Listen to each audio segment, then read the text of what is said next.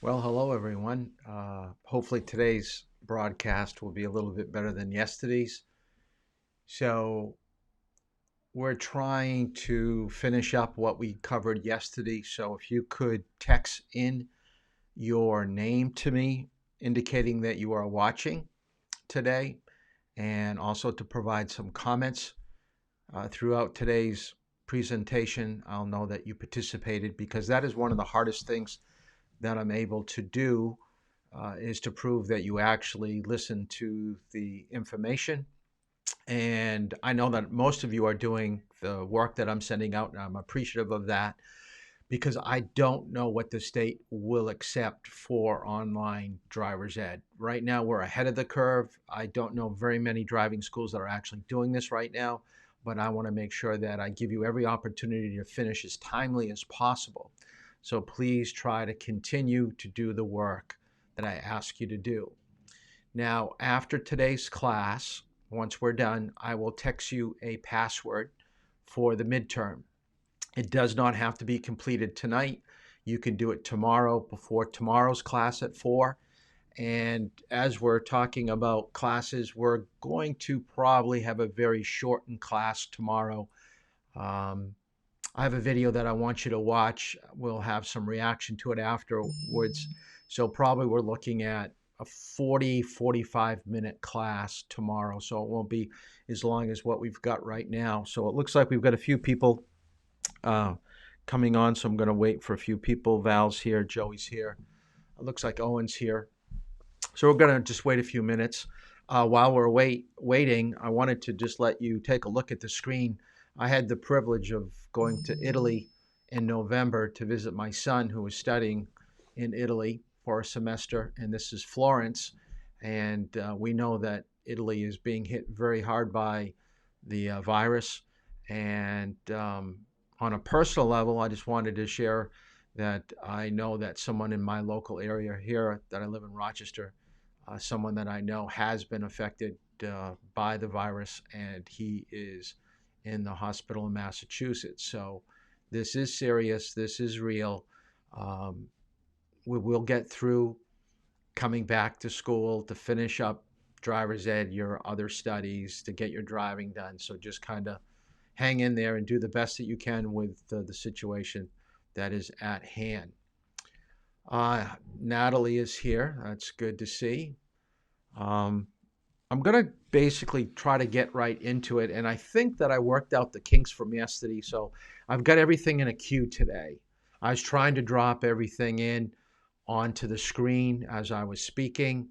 And I saw the comments coming in. And I know now there's a delay of about 15 seconds. So it was crazy yesterday. I apologize. I felt like a first-year teacher. It was probably one of the worst classes that I've ever taught, trying to convey material and to get my videos going on a timely manner. So Lizzie's here, Josie's here. So let's kind of take a look at what we were talking about yesterday. So let me flip over. The last thing that we were talking about is school bus safety. And what I would like you to write down in your notes, a lot of times, and I think I might have mentioned this yesterday, is 25 feet behind a school bus translates into about 2 car lengths. And what is happening a lot, especially in rural areas, is that cars would be coming around a corner, seeing a bunch of cars stopped, and they think that they can go around. This is where the kids are crossing, and the driver of the car that's going around doesn't realize that there are kids outside of the bus crossing, and they're getting hit.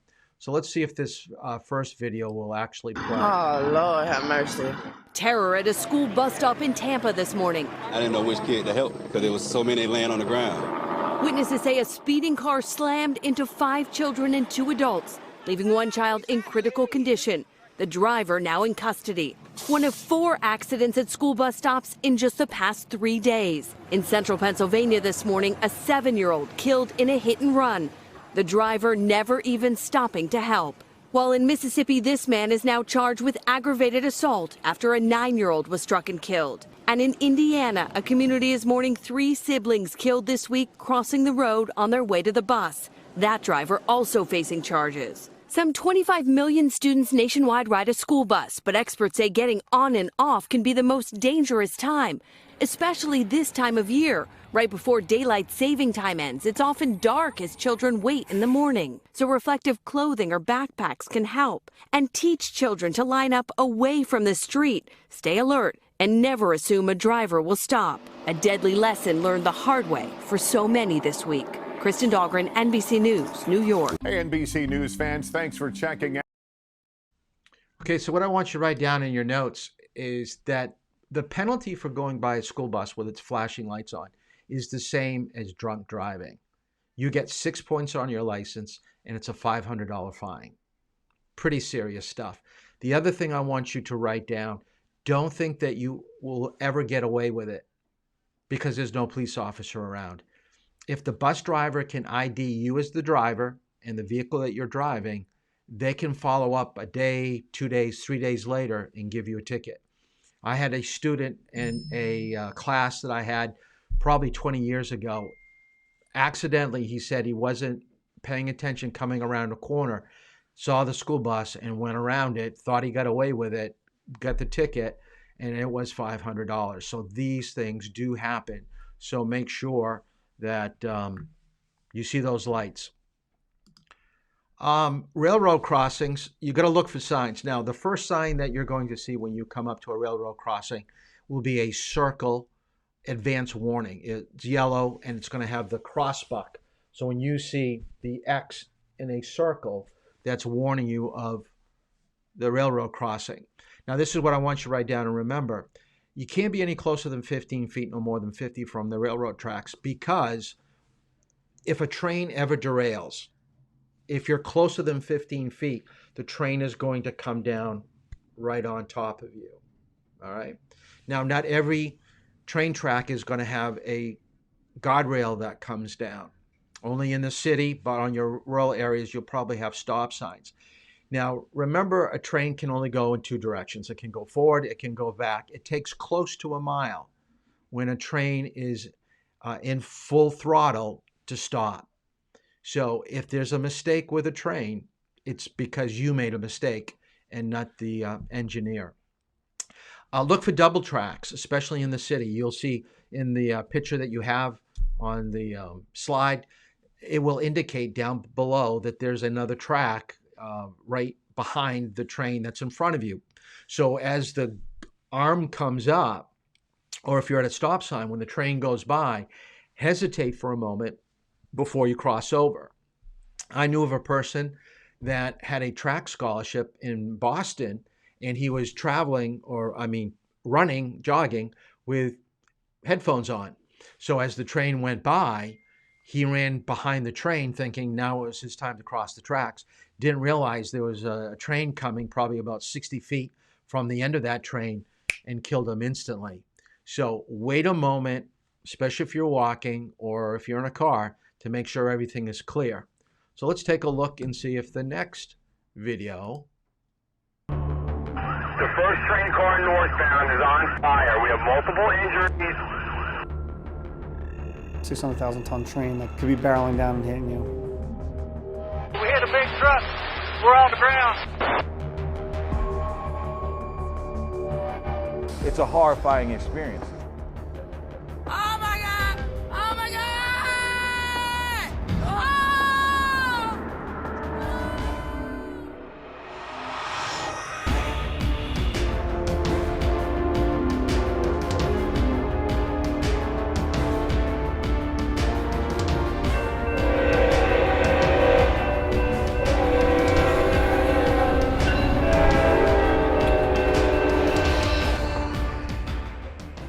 Hundreds of people are killed at crossings every year, and these are completely preventable.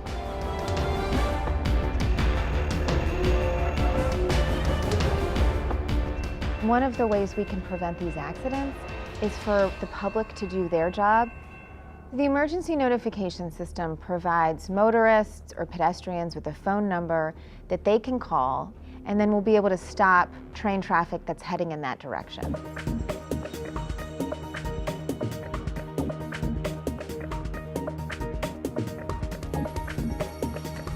It's the first phone call you want to make if there's anything happening at a crossing. You want to stop any oncoming train. Every grade crossing is protected with an emergency notification sign. What that provides is an emergency notification phone number that the passenger or the motorist can immediately notify the railroad of any emergency at that crossing. The locator crossing number, which is 6 digits and a letter, can effectively tell the train dispatcher exactly where they are. When you call that number, you're talking to the train dispatcher that's specifically associated with that railroad. You'll get a response right away. This train dispatcher picks up and he's going to ask, what location are you at? You give him that DOT number. You stay clear of the tracks. Let the dispatcher handle everything from that point on. Once you get that call in, for me to contact the locomotive engineer on the train, it could be 5-10 seconds. I'm going to get him on the radio immediately and say, bring your train to a safe stop. We have an emergency situation ahead. Calling 911 is not going to stop the train from coming. The first responder is your train dispatcher in this case. That 800 number is going to get you right to the first responder.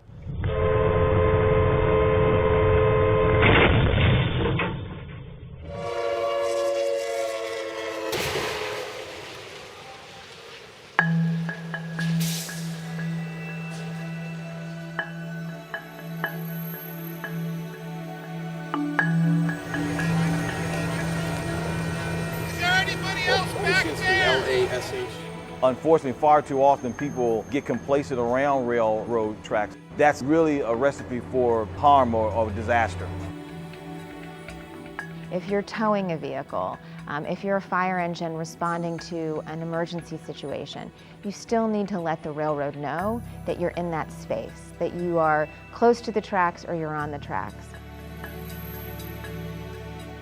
The ENS sign can be located in many places, either on the crossbuck, directly at the crossing, or on the silver box, which is usually located adjacent to the crossing.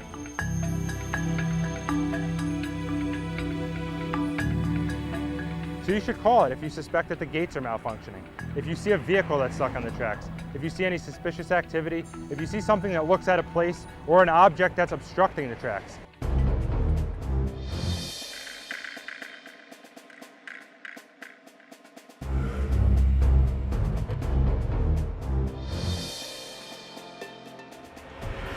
As soon as your vehicle is stuck on the tracks and the crossing is activated, you need to get away from that vehicle as soon as possible and run at a 45-degree angle towards the train. Far too many times we see people trying to save their vehicles, and the unfortunate reality is when they're trying to save their vehicles, in many cases they lose their life. These incidents also have a profound impact on locomotive engineers, because that individual may have long-term effects from this incident that affect them professionally and personally. Stop, it's not going to stop.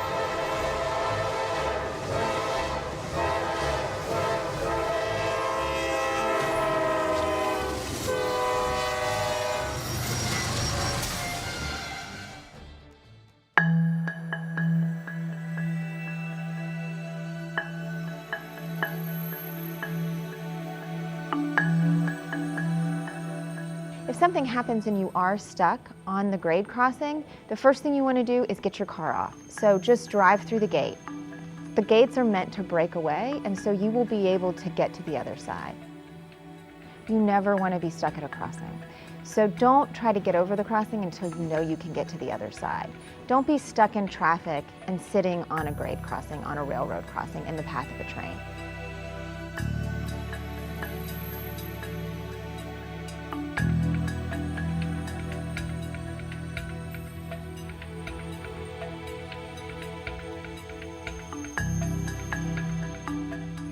We got one possibly trapped in the train, possibly alive. I got a DOA in the train as well. It's a horrifying experience. We've had careers that have been ended as a result of these incidents.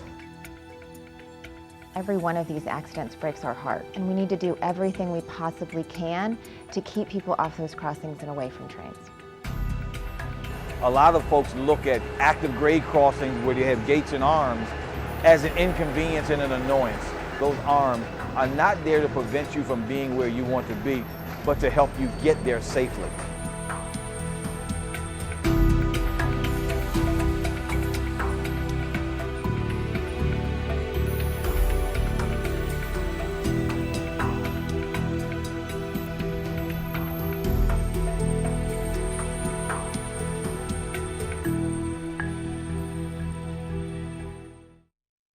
So one of the most important things that we saw in that video is that if you are stuck on the railroad tracks, to get out of your vehicle and run at a 45-degree angle. Make sure that you're not just standing close by or being perpendicular with it. So you really do want to kind of get away from the tracks. Let's see.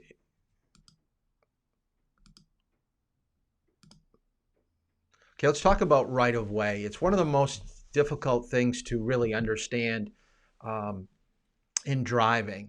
So what I want you to write down in your notes, a better word for yield is to wait. Do I need to wait? So as you're approaching an intersection or a merge or a lane change, do you need to yield? Do you need to wait? What is the traffic flow around me? Are they coming faster than I'm anticipating? Do I have enough time to do what I need to do? So the law doesn't give anyone the right of way. It only says who must yield it or who must wait. So generally at an intersection with no traffic control sign or signal, the vehicle on the right is usually the one that will go first. That's why you have the term right of way. There are situations for right of way. So what I want you to do is to write these down, and you can abbreviate what you see here. So the first one is at an intersection, the vehicle on the right has the right of way over someone that's preparing to enter. The second bullet, the vehicle going straight has the right of way over a vehicle turning left. And we see that even at traffic lights that are green. We know that we've got a green light. It's not an arrow, but a green light that you can't turn left unless there's a gap in the traffic that's coming towards you. Now, with emergency vehicles responding to an emergency, they need to have their lights on and their siren on. Don't just pull over to the side of the road because you see a police car behind you or a fire truck. They are just like you if they don't have their lights on. I actually had a student downtown Dover. All of a sudden, put the directional on, moved over to the right side of the road, and I go, "What are you doing?" They go, "There's a police car behind me." I go, "But it doesn't have lights on." So you don't need to pull over. So don't make that mistake. Now, pedestrians in a crosswalk, we're going to get into this a little bit deeper, but now in a crosswalk means that there are like waiting at the beginning of the crosswalk, or they're close enough to get to the beginning portion of the crosswalk before you get to the crosswalk. You don't want to buzz by pedestrians. You want to really give them the right of way. Now, remember, you live or you go to school in Durham, and there are a lot of crosswalks. You not only have Durham police that you have to worry about, but you have campus police. So, and they're always just lurking around an area that you may not be looking at. So you may think that you got by with not yielding and no one saw you, but they could be in a parking lot off on a side street that's looking down a hill. They're going to catch you. Vehicle on a main road has a right of way over someone on a side road or a driveway. Of course, blind people. Of course, they've got a white cane with a red stick end to their stick. And if it's a guide dog, they're going to be in a harness and not a leash. And drivers getting to the intersection first get to go first. Let's take a look. I don't think I have a video for emergency vehicles. So this is what I want you to write down. When you are approaching a police car, ambulance, fire truck with its lights coming on, legally you're supposed to pull over to the right as far as you can on the pavement and come to a complete stop, especially if they're coming behind you. Now, if they're coming towards you, you're technically supposed to do the same thing, but most people pull over to the right and just drive slowly. I would like to see you pull over and stop. There's nothing worse for an emergency vehicle, for the driver to see vehicles kind of drifting in or out from the roadway that they're on as they're still moving. They like to see stop vehicles as they shoot right down the middle. And once again, they can follow up if they can ID your car. There are more than one person a lot of times in a fire truck or an ambulance. So don't think that the driver of isn't going to be able to write down information. Someone else could, so they could follow up on this. And it's a pretty common problem. A couple things that I want to talk about. Having people in the car, make sure that no one is interfering with you controlling the steering wheel, the shift. Now, you're supposed to be in a seat with a seat belt, but I think I know that a lot of times kids, because there's lack of cars, they're only going into town, they'll pile them in, front seat, back seat, and not everybody's in a seat belt or double belted. You don't want to do that. Once you get your license, now I usually ask the class, if we were in Q's classroom, I would ask, how many of you have been on the hood, roof, or trunk of a moving vehicle? And almost every single class that I teach, at least half of the people have been on a moving vehicle. You do not want to do that. Here's a case that I found on USA Today back in, oh my goodness, I think it was 2016. But a girl was fooling around with her vehicle and she accidentally ran over her brother. So don't fool around in your car. It's serious business. You don't want anybody to fall off. Now, this was taken at UNH this fall. So I was instructing someone on a Saturday. UNH had a football game. I came up behind this vehicle. You can just see. Now, probably everybody in the truck is over 18, so technically and legally, they don't have to be in a seatbelt, but sitting on the edge, standing up, if for whatever reason the truck was to stop really quick, some of these people probably would lose their balance and go off the edge of the truck. And the picture to the far right, if you take a look at it, they've crossed over the yellow line early to get to the access road or the parking lot near the football field. Not too safe. Not too safe. And the other thing with a picture like this, we can't really tell how fast they're actually going. They could actually have gone across that yellow line at a high rate of speed, trying to rush in before another vehicle. And that's not safe. So here are a few notes that I want you to write down. As I just said before, don't let anybody sit on the hood, roof, or trunk of a vehicle. Don't be in the back of a pickup. It's not illegal if you're over 18. Under 18, of course it is, because you don't have a seatbelt. Don't carry anything to the left side of the car, because if you kind of wander left of center and something comes by, if you're carrying lumber or, plumbing supplies, guys, if you're getting older and, work construction, a lot of times people will pile things out windows and stuff like that. Don't do it on the left side. And if you do it on the right, make sure it doesn't go more than the 6 inches. As we said, don't have more than 3 people in the front seat, especially if it's a bench seat. You want to make sure that everybody's buckled. Don't ride in a house or utility trailer. Now, utility trailer is something that you would attach to your pickup truck to go to the dump. This is where you're just piling in debris and things like that. And this I do want you to write down. I don't have my dog with me today. She didn't wander into my room. But dogs must be tethered. Now, what I want you to write down in your notes is tethered means that you are tied on both sides with about a foot of slack on either side. So a dog can move, but it can't go over the edge. I have heard stories where a dog has seen another animal, saw a person it didn't particularly care for, went off the edge of the truck and was dragged. Okay, you don't want that to happen. So being tethered prevents dog leaving the vehicle. Okay, that takes care of sign signals and pavement markings. So let's see if we can get this to come up now.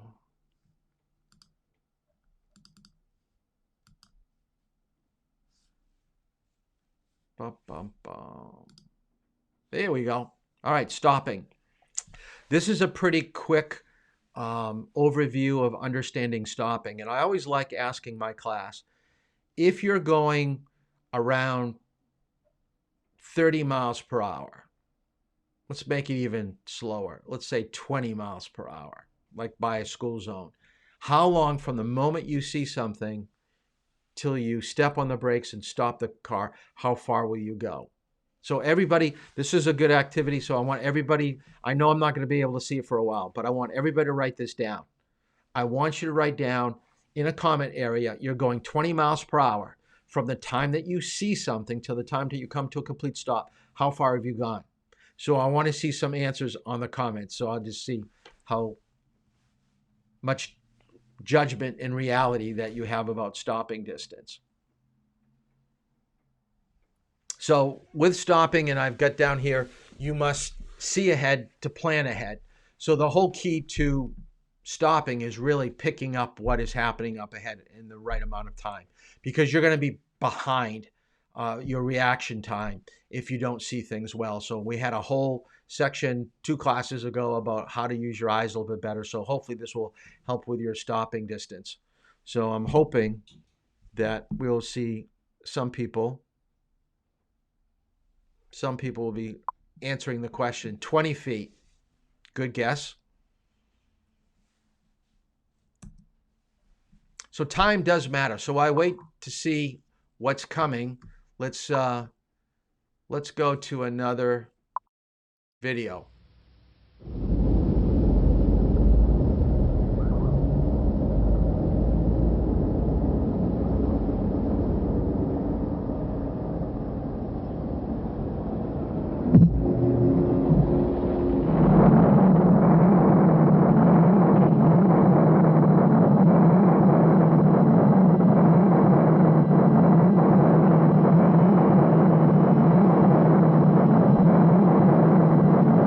Just 5 miles per hour over the 30 miles per hour speed limit, how much further will it take to stop? 1 foot, 2 feet, 3 feet, 4 feet, 5 feet, 6 feet, 7 feet, 8 feet, 9 feet, 10 feet, 11 feet, 12 feet, 13 feet, 14 feet, 15 feet, 16 feet, 17 feet, 18 feet, 19 feet, 20 feet,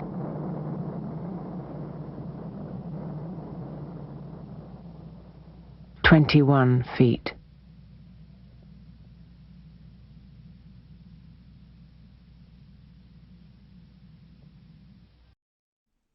Okay, in this video, they only gave you braking feet.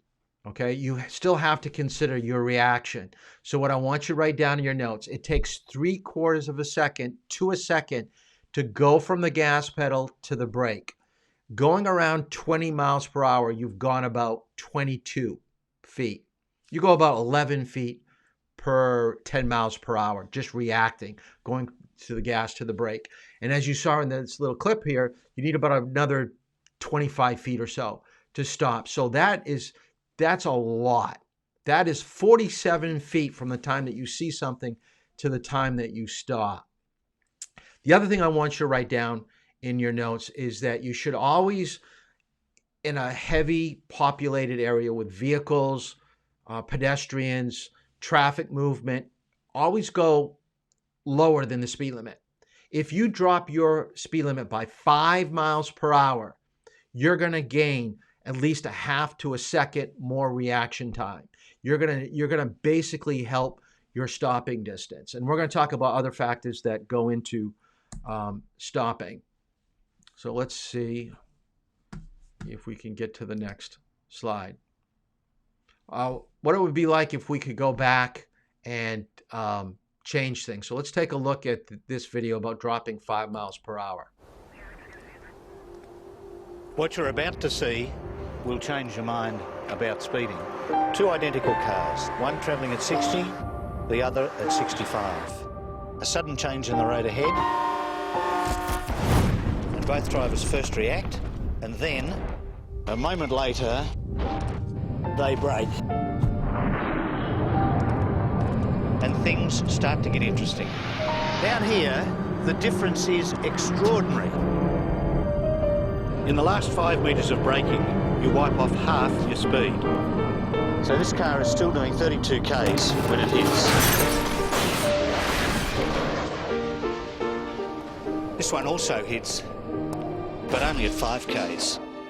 So no matter how good a driver you are, 5 k's difference up there makes 27 k's difference down here. Okay, so even though this was a commercial that was done in Australia, and they're going by kilometers. The same principle applies. Drop by 5 miles per hour. It is going to basically help you on the back end of stopping. At the very, very, very end, you can see that you needed that extra distance. This is why you've heard me, when I'm instructing you behind the wheel of the car, to brake early. Don't brake late. And make sure you don't brake too hard, because you've got people behind you that need to react to your braking. Okay, I want you to write down the last part of this paragraph. So don't do the first part, even when road and vehicle conditions are ideal. So we're talking about dry pavement, and the driver's perfectly alert, so sober, awake, not fatigued. It takes a great distance to stop a vehicle. Now, this is what I want you to write down. Through the use of good judgment and knowledge of stopping distance, you can reduce the chance of being involved in a crash. The answers that I saw weren't too bad. Of all the classes that I've actually taught, you guys have done a really good job with guessing how much feet. No lie, people have told me going 20 miles per hour, you can stop the car in 5 or 10 feet. That's not realistic. I mean, your car is longer than that. You have to know the distance to stop.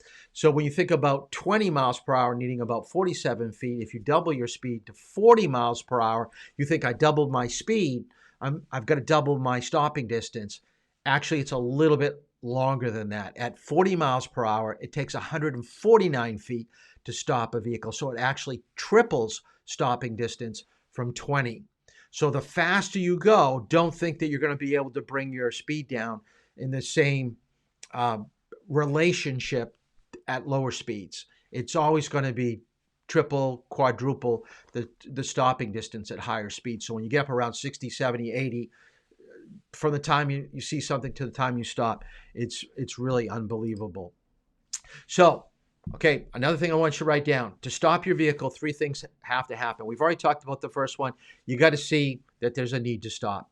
If you don't see a traffic light, you don't see a stop sign, you're going to go right through it. So forget about going from the gas to the brake. You're not going to even go over to the pedal. You're just going to keep on going. Second thing, your brain must tell your foot to stop on the brake pedal. Now, you think that is common sense, but what could come into a person's consciousness where your brain's not telling your foot?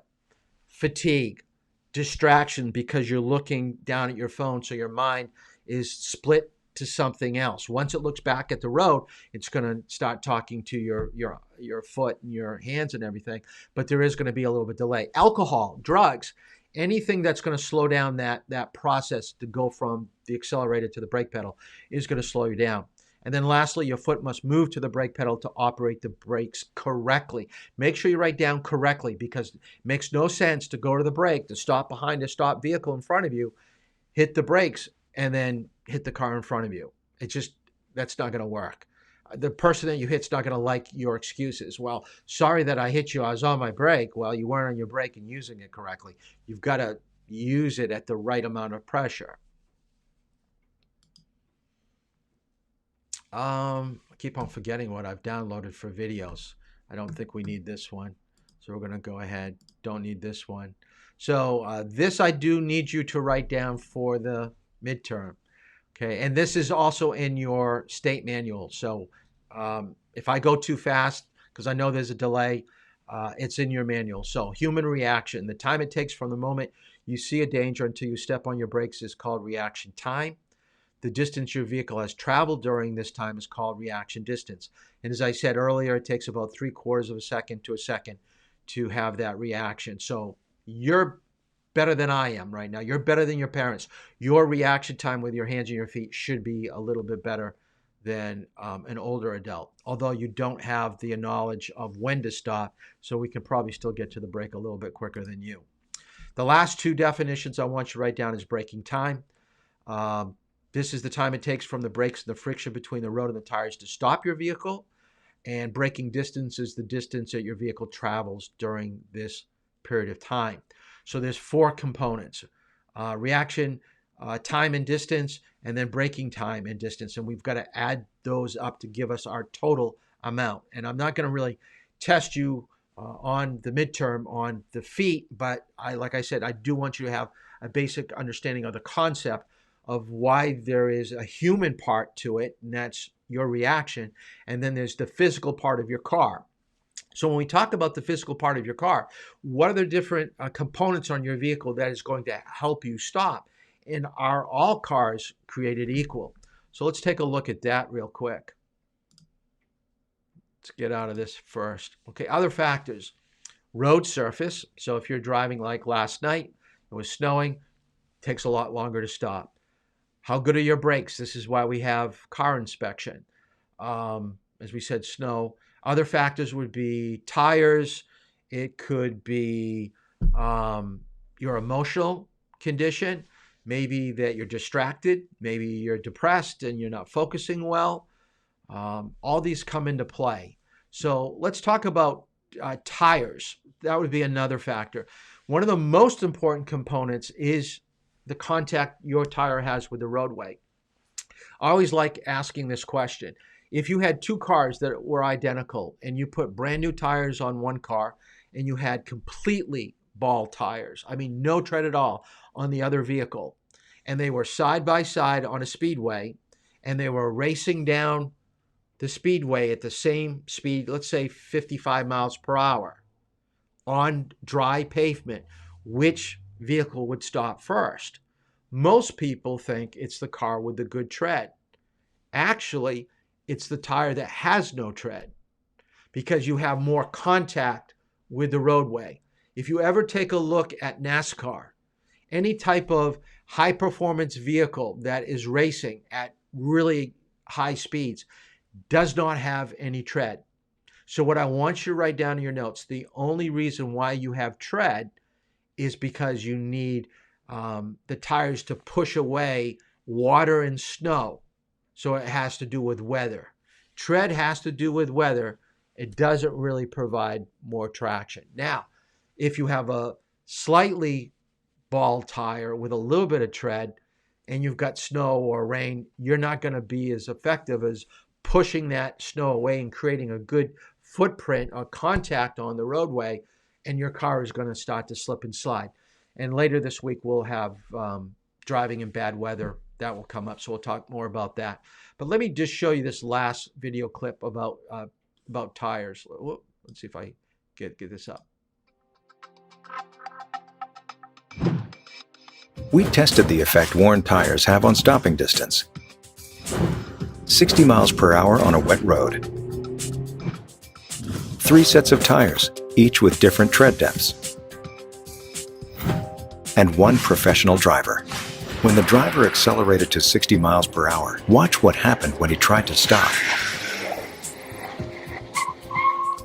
While your actual distances may vary, it took him nearly 10 additional car lengths to stop on worn tires. So, when will you stop? Ask about our complimentary tire inspections.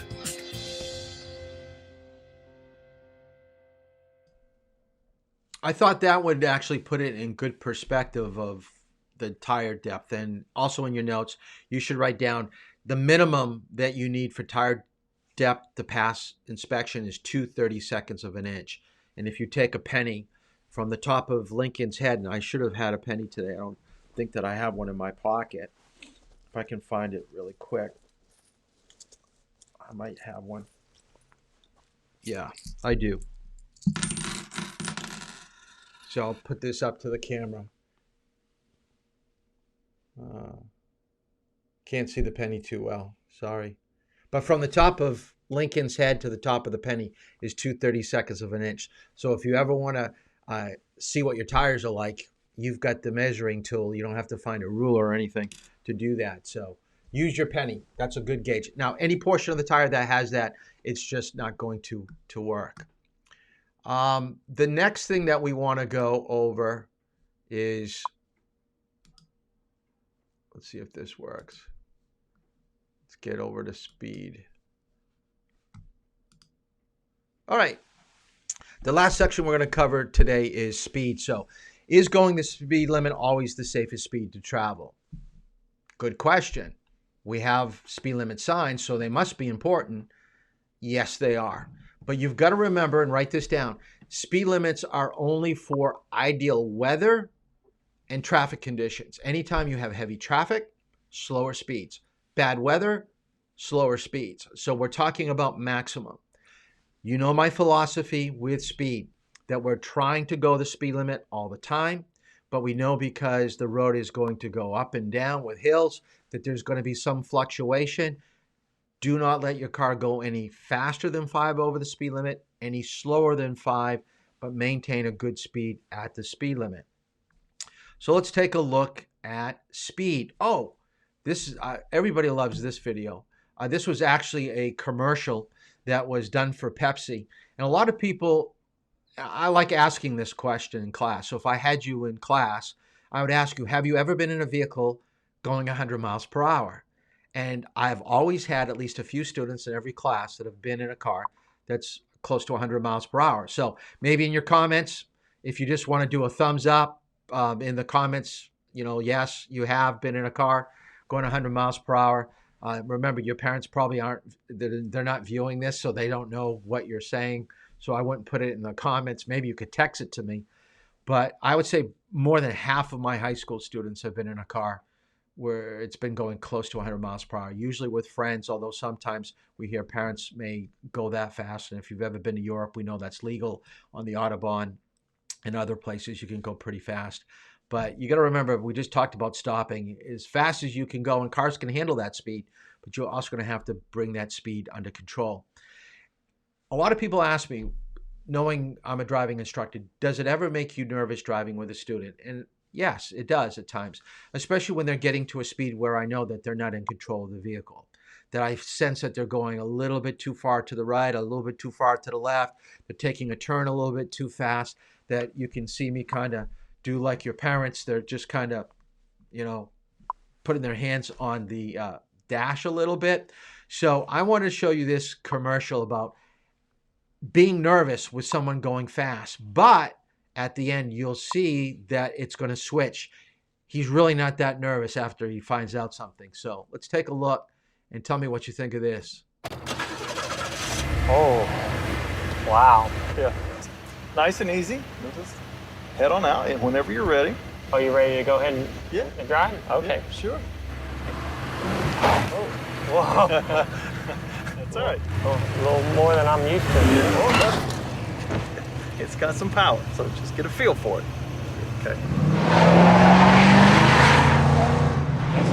Okay, all right. Ease off just a little. Ease off. So I was thinking a little more age on me, some wrinkles, a little dorky, maybe some facial hair. It was somebody that I can pull off a fun prank with. Let's go have some fun. My good friends at Pepsi Max have hooked us up with this cool cam.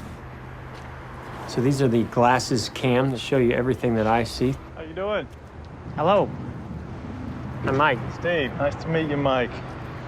I saw you sort of gravitated towards the Camaro. You thinking about getting one? Oh, no. This way too much car for me. Well, it's a lot of power, but they've designed it to be very safe. I don't know if I can handle it. I've never driven anything like this before. Well, I tell you what, I think a way to really make you feel comfortable would be to put you behind the wheel.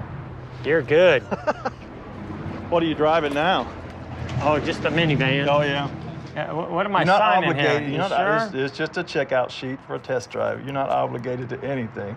It's just so we know who's out. Let's go give it a drive. I'm getting a little nervous. No, I'll be right there beside you. There are your keys, sir. Thank you, Steve. You'll have to unlock it, Mike. Oh, yeah. Thank you. There we go. Oh, yeah. What a car. Well, we better buckle up. Yeah, good call. Yeah. Power door locks. Standard, of course.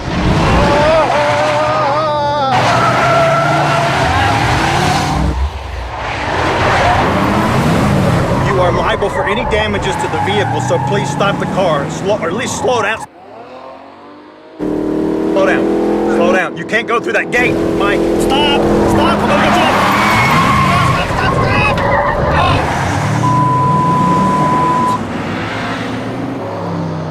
Watch it! Watch out!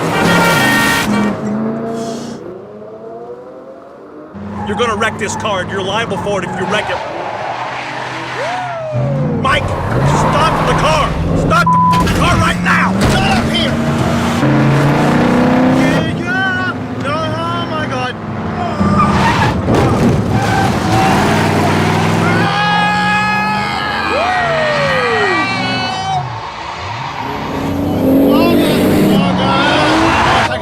Just take us back.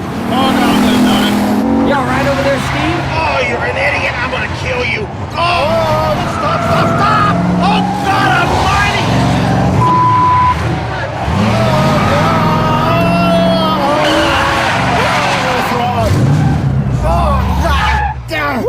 Woo! Yeah! Who the f*** do you think you are? What do you mean? I'm calling the cops. No, you don't understand. It's not what you think. It's not what you think. No, it's just a prank. We're just having fun. Look, this is a camera. Here's a camera. There's cameras. Look, it was all just fun. Look, I'm Jeff Gordon.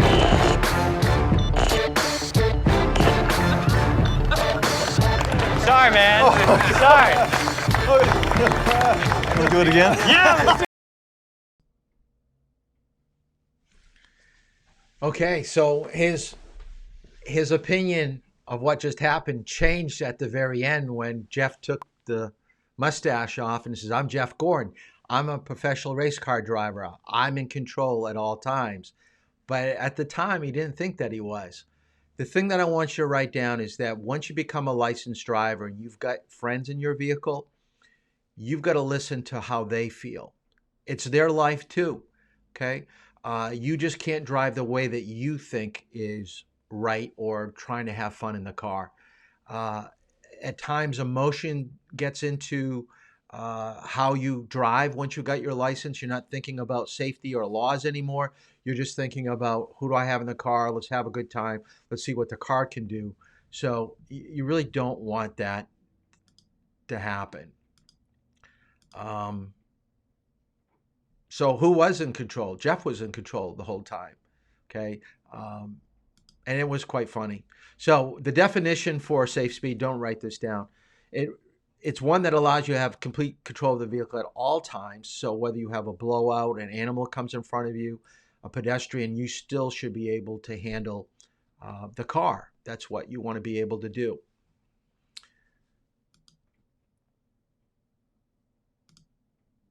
Okay, things that determine a safe speed, and this also has to do with braking. So it's kind of a yin and yang with stopping and speed. So road conditions, as we talked about, curves, slippery conditions, bumpy roads call for lower speeds.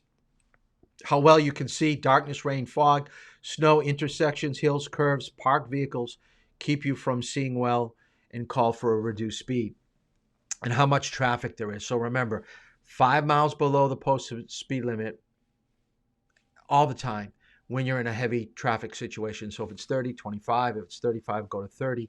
You want that lower speed. How traffic is moving. So when you're on the highway, find a lane that's good for you and stick to that. But of course, the state wants you to understand that the safest speed is the average speed which other traffic is moving. So make sure you have 4 seconds in front of you, 4 seconds behind you. You've got that space cushion around you, and that no one is impeding into that particular area. Now, notice the asterisk that is provided that you don't go over the posted speed limit. So you want to be safe all the time.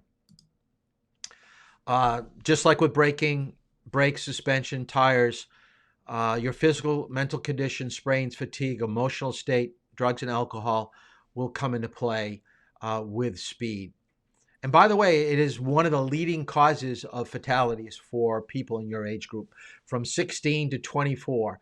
Distracted driving is number 1 and speed comes in number 2. And then you're going to start seeing drugs and alcohol and things like that. But speed is so dangerous. So remember that the speed limits are set up by engineers that have done studies on this particular road. And they post the speed limit, what they think is best for the average amount of drivers that are on it under ideal conditions. So you need to go what is posted on the speed limit. And I will test you on all the different speed limits. So let's talk about how do police know that you're going too fast. So let's take a look at this. If you reckon you can get away with speeding, look at this. Police radars are more sophisticated than ever. He's about 1 kilometre away, this fella. Watch this. Got him. He had no idea. Here you go. Just slow down, it's not worth it. Over 200 cars with these radars are out day and night. And back in town, the new ProLight lasers can pinpoint a speeding driver in busy traffic and catch him. It's just not worth speeding, because we'll catch you before someone gets hurt. Now, isn't that unbelievable that they can be that far down the road and they can actually take that radar or laser gun and lock you right in? They're finding the technology that is cutting through any type of jammers or any speed detectors that you have in your car. The other thing I want you to write down, I'm not going to test you on this, but you need to understand that when you go to another state to drive, you've got to obey their laws. And in some states, you cannot have radar detectors in your vehicle. Okay? In our state, we don't have that law, but we do have some neighboring states around. I believe Connecticut is one that it is illegal to have a radar gun in your vehicle. There are red light and speed cameras that are attached to poles that are coming down, looking down at what traffic is doing, going through yellow, which is now turning red lights, but they're also tracking your speed. So we're seeing these cameras in most metropolitan areas where they don't have enough police officers to patrol the area. So look for that. I think I've got something here that will let you see what's happening. Drivers in Bellevue are caught in the flash, and the fines are piling up. New cameras went live today. No more warnings for people speeding in school zones, just pricey tickets. KOMO 4's Casey Norton is live in Bellevue. Casey? Dan, we've been keeping an eye on this stretch of Northeast State for most of the day, and during one 30-minute stretch, there were about 30 cars that were caught by those cameras going over the school zone limit. At $124 a pop, that's about $4,000 in fines, all headed to the city of Bellevue. But the city insists, and the police insist, that this is not about making money for the city. They say this is actually all about safety. 2 sets of cameras near Stevenson and Lake Hills Elementary are supposed to keep kids safer, they say. The city installed the cameras last month, and it says more than 1,000 drivers ignored the signs and the cameras and still blew through those school zones. All of those drivers got warnings, but as of this morning, no more warnings. Officers will look at those photos, and each car will get a ticket for $124. It sounds great to parents, not so good for people with a heavy foot who cannot bargain with a police officer anymore. Or, you know, if there's like a situation when you're driving, if you have to do a maneuver or speed up to avoid something, they don't know that, they just take the picture. You have people come by going about 50 miles an hour, and it's a 25 and it's a school. So it is ridiculous that people go that fast when there's children around all day. Well, the city says anyone who gets one of the tickets in the mail can check out the video and the photos online. If they want to argue, they can request a court date. Even if that ticket holds up, it does not go on your driving record. It only counts as a parking violation. And the city of police, the Bellevue police officers actually tell me that if you get one of these tickets in the mail, in some ways you're actually getting off easier, because if you get pulled over by an officer in a school zone, the fines are a lot more than $124. In Bellevue, Casey Norton, KOMO 4 News. So you can see the technology is kind of catching up.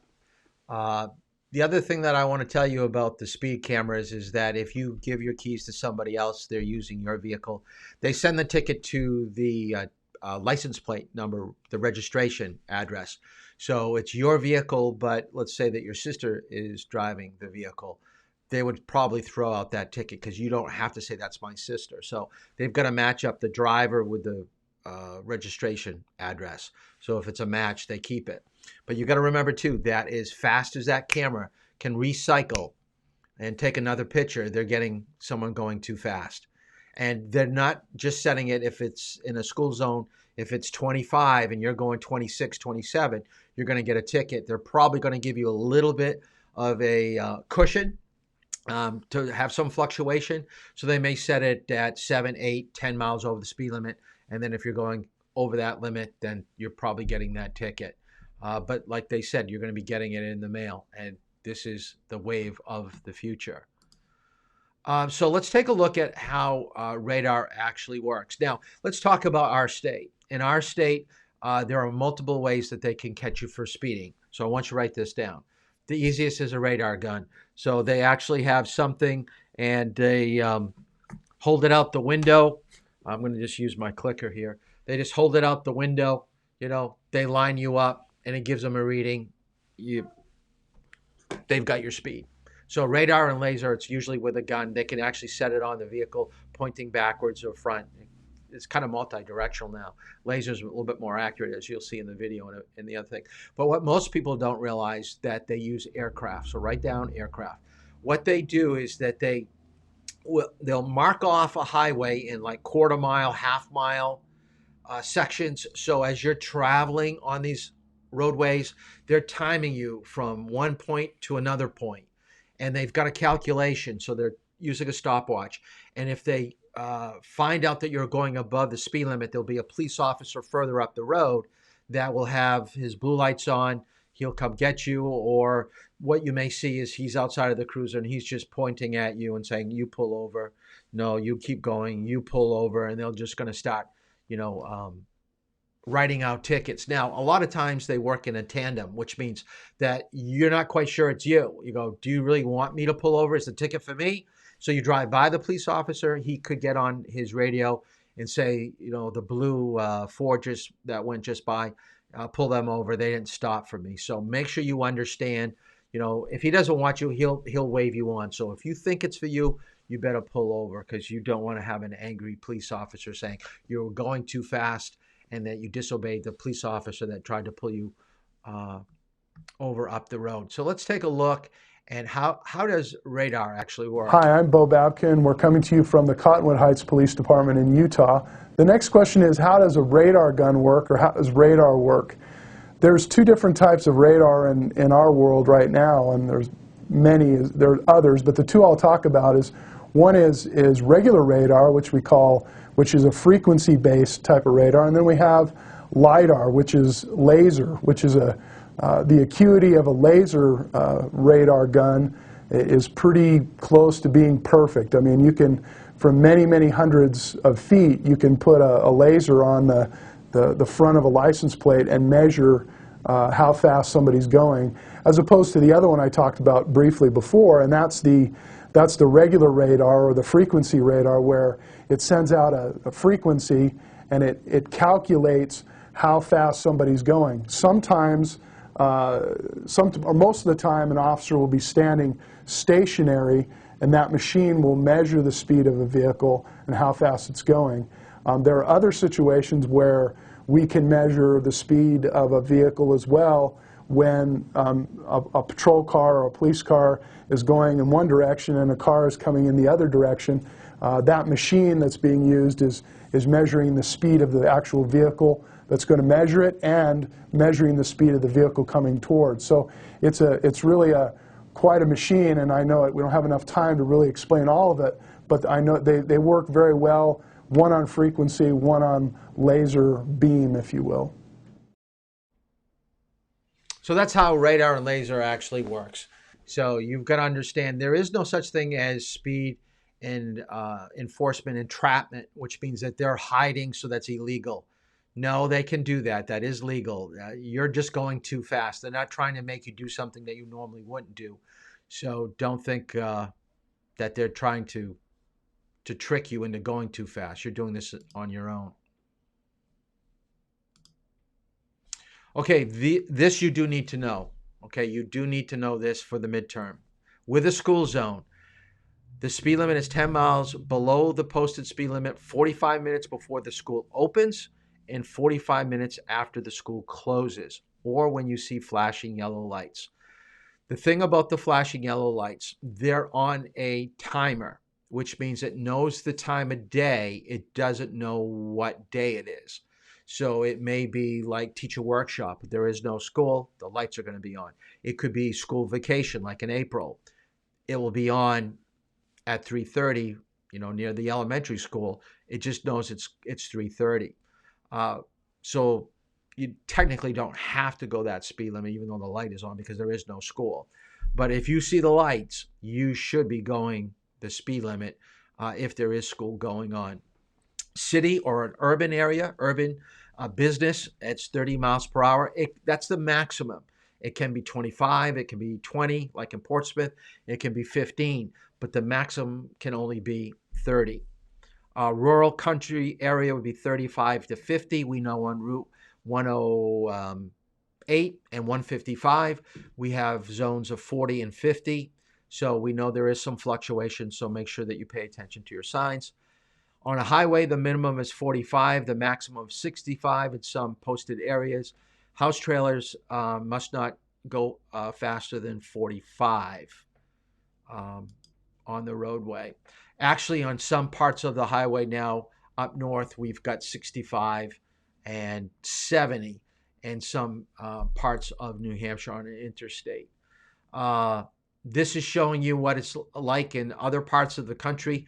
I found this article so you can see from the picture it's up to 85. I believe this could be Texas. But it's gone as high as 80. And here, yeah, it is Texas on State Highway 130. So when you go to another state, just look at your speed limit signs and you know what you're able and capable of doing. And it's also showing that speed fatalities have been going down, and it's not so much that we're becoming better drivers, but it's basically because we're building better cars and we're putting more airbags into vehicles. Write down in your notes, speeding by a work zone. So if there's construction signs warning you that there's a construction zone coming up in New Hampshire, it's going to be not less than $250 and no more than $500. Once again, someone can write down your plate number, ID you as a driver, they're going to give you the ticket. So don't think you got away with it. And a lot of times police will have crews that's doing detail. So there could be one police officer on one side of the detail, and he could be coming out after you if you're going too fast. High-speed driving, if you're driving faster than prevailing traffic, you'll have to continue to pass other vehicles. It makes sense. Each time you pass, there's a greater risk for a crash, and you're building that habit, and it's going to be very hard to break. This is where you got to understand that you've got to fight the urge. Cars are built so well now that you don't even sense that you're going that fast. And you're not doing it on purpose. I understand that, especially if you're with me. But you have to be a little bit more aware of what your speed is, especially on your driving test. Okay, don't get in a habit of what feels right is what should be happening. Okay, remember who you're driving for. When you double your speed, your stopping distance can be 4 times greater. We kind of talked about that earlier when we talked about stopping. The risk of serious injury or death is 4 times greater at 60 than at 30. That makes sense. The faster you go, the more likely that it's going to be more carnage, more injury. And of course, you're going to waste fuel and wear and tear on your vehicle and tires. And then you end up tailgating people, and tailgating usually leads into rear-ending people. So make sure that you've got that following distance, 4 seconds in front of you. This, I tried to download the video, but it did not work. It says you wouldn't walk this way. Why do you drive this way? And let me just explain the video. It shows people that are walking on a sidewalk and they're coming right up behind somebody. I mean, extremely close. Now, how uncomfortable are you in the school hallways when people are actually like shoulder to shoulder? That's how we're getting to be when we're driving. When we've got multiple lanes, we're just really too close to people. I mean, right now we're practicing social distancing. So we kind of need to do that with driving. We need driving distancing. We need to have more space all around our vehicle, and that's going to allow time to handle any emergency that's coming up in front of you. So let's talk about the opposite of a high-speed driver is the slower speed driver. So it can be just as dangerous as the high-speed driver in that people aren't going to be too happy being behind them, so they're going to actually try to go around and take risk to get by on curves, hills, straightaways, no passing zones. I've seen it happen. We've already talked about tailgating. It is a law that if you're driving too slow, they can give you a ticket. So just like going too fast, maybe 5 over or 5 under, you're going to probably be stopped. Be courteous if you aren't comfortable going at a certain speed to move over and allow people to pass you in a safe area.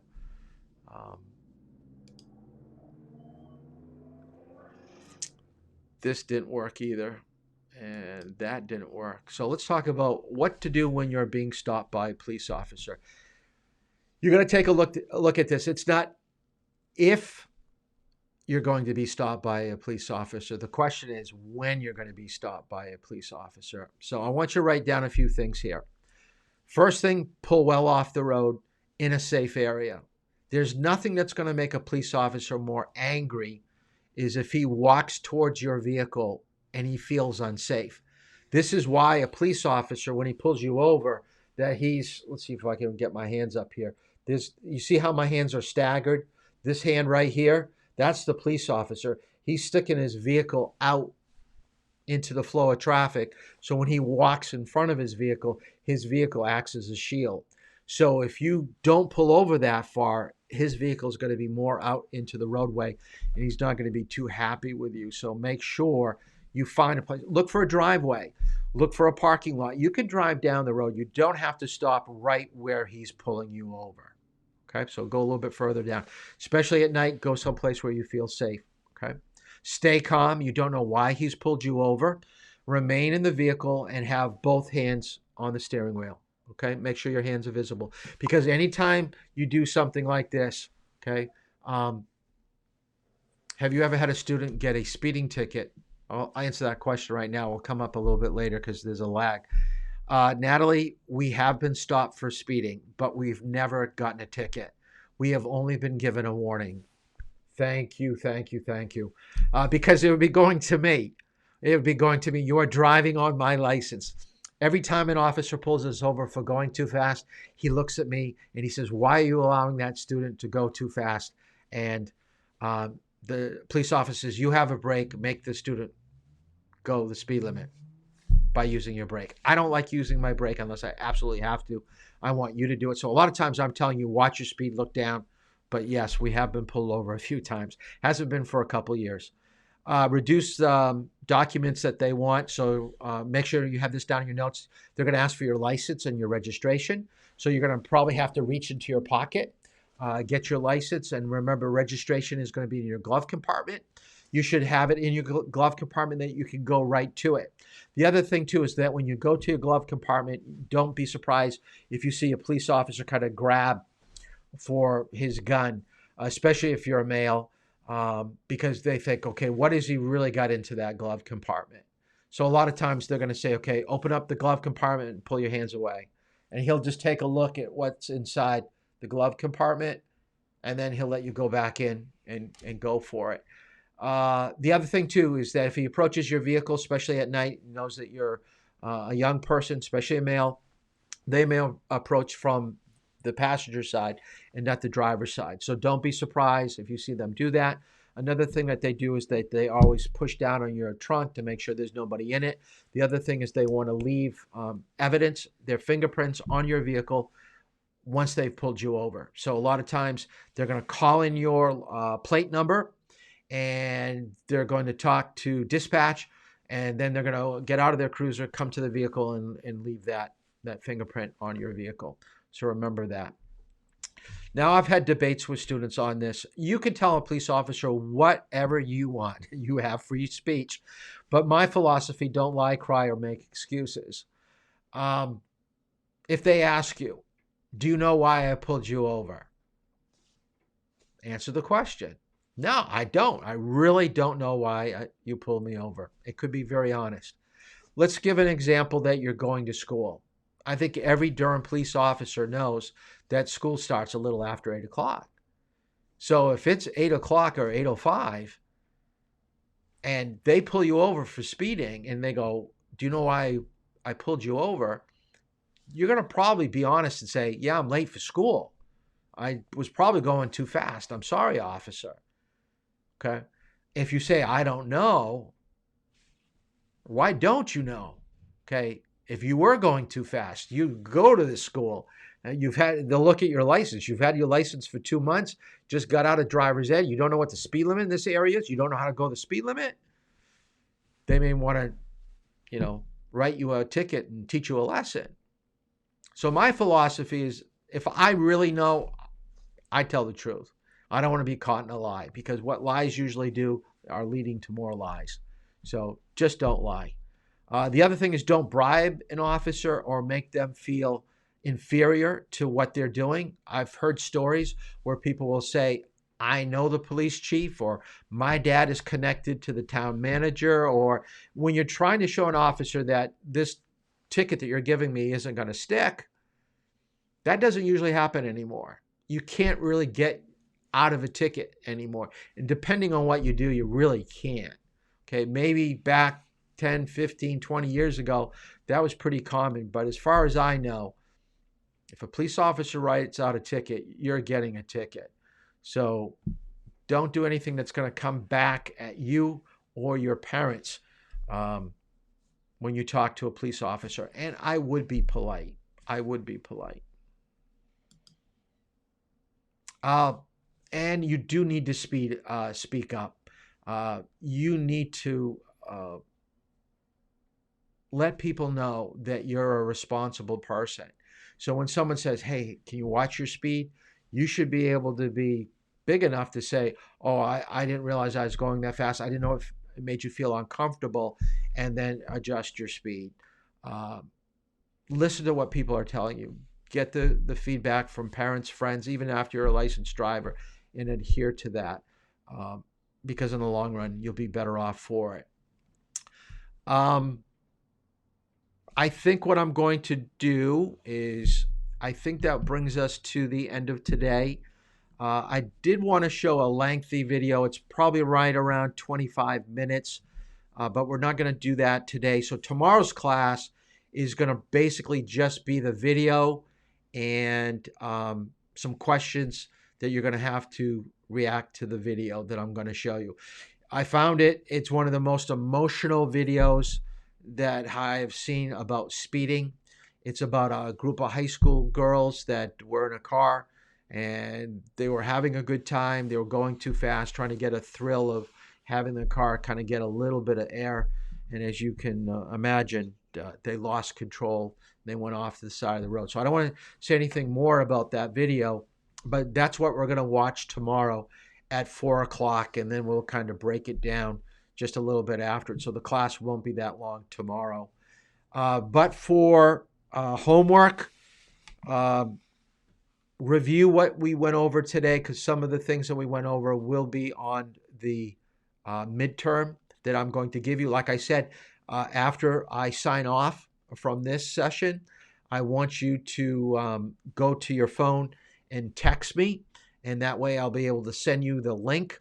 And with a link, I will give you the password. You have until tomorrow at 4 o'clock to do it, because I can't monitor what you do. I don't mind you using your notes. What I do mind you is calling other people or texting other people. So use your notes. You can go back and look at some of the videos that we've done. You can do that. Yeah, you do have homework besides that, but it's just a catch up, because like I said, tomorrow, it's not really due tomorrow what I'm going to give you right now, but I just want you to kind of stay up ahead. So I want you to write this down. Section 10 in the state manual, it's going to talk about driving emergencies. So I want you to read through that. It's very short in the state manual. And then go to the textbook, chapter 15. I got the textbook right here. So vehicle emergencies. So I want you to read that chapter, and then on page 331, there are 10 questions. Some are fill in the blank like you did for last night that you did.